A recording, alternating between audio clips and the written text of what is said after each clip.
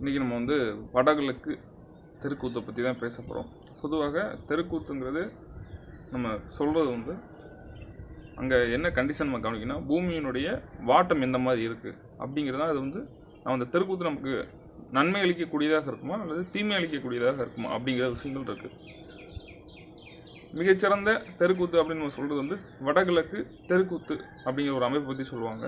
அது தெருக்கூத்தாகவும் இருக்கலாம், அது அல்லது வடக்கு கிழக்கு ரோடு இருக்கக்கூடிய அமைப்பாகவும் இருக்கலாம், அல்லது தெருக்கூத்தே இல்லாமல் அந்த பூமி வாட்டம் வடக்கு சரிவாக அல்லது வடகிழக்கு தாழ்வாக போகும்போது சிறந்த பலனை கொடுக்கக்கூடியதாக இருக்கும். அது தென்மேற்கு ரோடு இருந்தாலுமே தெற்கு மேற்கு ரோடு இருந்து அந்த பூமி அமைப்பு வடகிழக்கு தாழ்வாக இருக்கும்போது அது சிறந்த பலனை கொடுக்கக்கூடியதாக இருக்கும். அப்போது ஒரு சில காணொலியில் சில வாஸ்து நிபுணர்கள் அப்படின்னு சொல்லிக்கிட்டு இருக்கிறவங்களே அந்த இடத்துல பதிவிடும் போது வடகிழக்கு தெருக்கூத்தை எடுத்ததுனால அவங்களுக்கு ஒரு மிகப்பெரிய பாதிப்பை கொடுத்துருச்சு அந்த இடத்துல அப்படிங்கிற விஷயங்கள் பார்க்க முடியும். இதில் வேறு அவங்க லைட் ரேடியேஷனை வேறு அது காமிச்சு, அது தெருக்கூத்தாக இருந்தாலும் தெரு பார்வையாக இருந்தாலும் அதற்கான காரணம் அது வீட்டில் படும்போது மிகப்பெரிய விளைவுகளை தவறான விஷயத்தை கொடுக்கும் அப்படிங்கிற நிலையில் தான் சொன்னார். அப்போ இந்த இடத்துல அந்த நண்பர் சொல்லும்போது வடகிழக்கு தெருக்கூத்துன்னு சொல்லும்போது அது எங்கேயோ அதை கவனிக்கிறாங்க, அந்த விஷயத்தை பார்வைப்படுது, அதனால இந்த இடம் தவறான விஷயத்தை கொடுத்துருச்சு அப்படின்னு சொல்லிட்டு. பட் அந்த வீடியோவில் அதை பார்க்கும்போது வடக்கு பக்கம் கிழக்கு பக்கம் அந்த மண் மேடாக இருக்குது. அது ஒரு வயல்வெளி சார்ந்த இடம் மாதிரி தெரியுது, தோட்டத்தில் கட்டுற மாதிரி. தெற்கு பக்கம் மேற்கு பக்கம் அப்போ பள்ளமான நிலையில் அந்த இடத்துல இருக்குது. ஏன்னா அது கிழக்கு பார்த்த வீடாக அதை கட்டிக்கிட்டு இருக்காங்க. அப்போ கிழக்கு பக்கம் மேடு பண்ணிடுறாங்க, அப்போ மேற்கு ஆட்டோமேட்டிக்காக பள்ளமாயிருது. வடக்கு பக்கமும் மேடாக இருக்குது அந்த வீடியோவில் பார்க்கும்போது, தெற்கு பக்கம் பள்ளமாயிருது இமீடியட்டாக. அப்போது வடக்கு தெற்கு பேலன்ஸ் ஆகுது, தெற்க பள்ளம் வடக்க மேடு, கிழக்க மேடு மேற்க பள்ளம், இம்மீடியட்டாக வடகிழக்கும் வெயிட் ஆயிடுது, ஆட்டோமேட்டிக்காக தெற்கும் மேற்கும் அது பள்ளமாயிருது. வீட்டை ஓட்டி இம்மீடியட்டாக ஒரு அடி 2 அடியிலே என்ன மாதிரியான மேடு பள்ளங்கள் இருக்குது அப்படிங்கிறத நீங்கள் கவனிக்கணும் அந்த இடத்துல.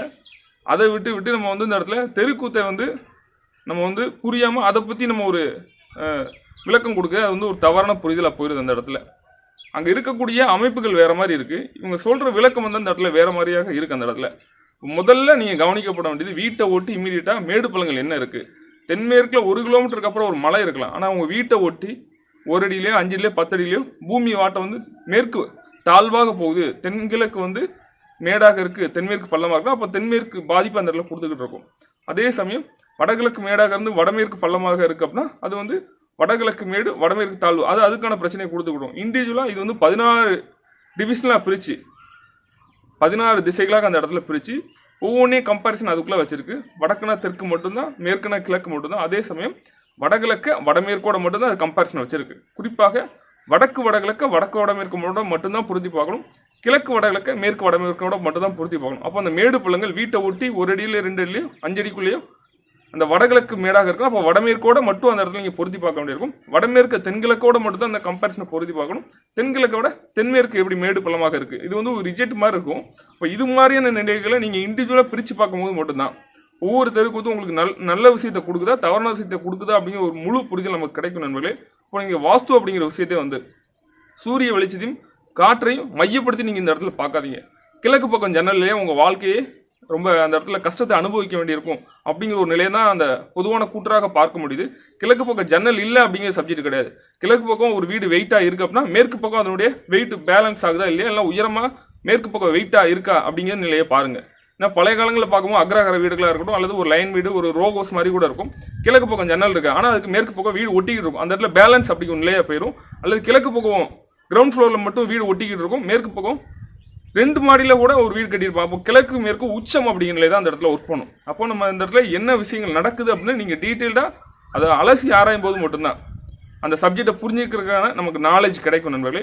பொதுவான விஷயத்தில் நீங்கள் பொதுவாக வாஸ்து வணங்கினீங்க அந்த இடத்துல சொல்யூஷன் கிடைக்காது.